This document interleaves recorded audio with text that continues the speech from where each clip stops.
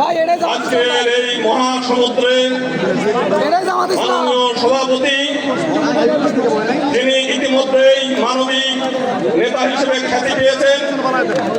শুধু তাই না, যে সময় স্বৈরাচারী শাসক জামাতে ইসলামের নেতাদেরকে অন্যায়ভাবে জুডিশিয়াল কিলিং করে একের পর এক হত্যা করছিল, সেই সময় এই সিংহ পুরুষ অকুত ভয় নিয়ে তিনি জামাত ইসলামের হাল ধরে সারা বাংলাদেশে জামাত ইসলামকে সুসংগঠিত করেছেন।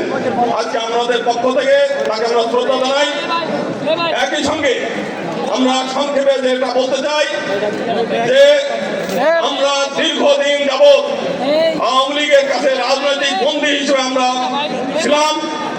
1952 সালে যেদিন আওয়ামী লীগ গঠন হয়েছে, সেই দিনই তারা হিন্দু সম্প্রদায়ের প্রতিনিধিত্ব অস্বীকার করে প্রতিনিধিত্বকে ধ্বংস করার জন্য উদ্দেশ্য নিয়েই তারা আওয়ামী লীগ গঠন হয়েছে।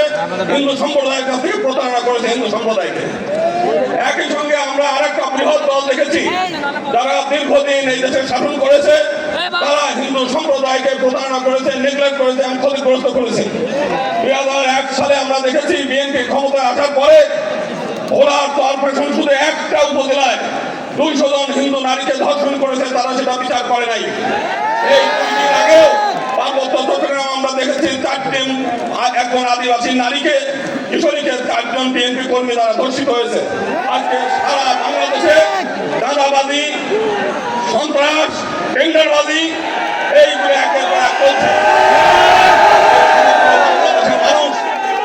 আপনারা এখানে এসেছেন জামাতে ইসলামের ডাকে। জামাতে ইসলাম শুধুমাত্র একটা রাজনৈতিক দল নয়, এটা একটা ইউনিভার্সাল ইউনিভার্সিটি। আপনারা এখানে আসেন, শিক্ষা লাভ করেন, নীতি শিক্ষা নেন, আদর্শ শিক্ষা নেন এবং কিভাবে ধর্ম অনুযায়ী দেশ সেই শিক্ষা লাভ করেন। আজকে রাত করে এখানে জেগে আছেন, আপনাদের এই আশাটা ব্যর্থ হবে না। যদি রাজনৈতিক ক্ষমতা আপনাদের নাও থাকে, আপনাদের জীবন ধন্য হয়ে গেল শুধুমাত্র এই জামাত ইসলামে অংশগ্রহণ করার কারণে। আগামী দিনে আমরা বলতে চাই, একবার ফ্যাসিবাদ বিদায় হয়েছে, আবার কোনোদিন আমরা এই ফ্যাসিবাদ চাই না। এখানে জুলাই আন্দোলনের শহীদ পরিবারের সদস্যরা আছে। যদি আবারও এই দেশে পিআর সিস্টেম ছাড়া যদি নির্বাচন হয়, আবার ফ্যাসিবাদ আসবে, আবার আপনাদেরকে এই ফ্যাসিবাদ সরানোর জন্য আবার জীবন দিতে হবে, রক্ত দিতে হবে। এক বাবা পৃথক নির্বাচন দিতে হবে আমাদের মাইনরিটিদের জন্য এবং একই সঙ্গে পিআর সিস্টেম ছাড়া কোনো নির্বাচন হতে দেওয়া যাবে না। এবং এটাতে জামাত ইসলাম মনে করে যে বাংলাদেশে কোনো নির্বাচন আমরা হতে দেবো না, জামাত ইসলাম সেটা করে। সবাইকে অনেক অনেক ধন্যবাদ।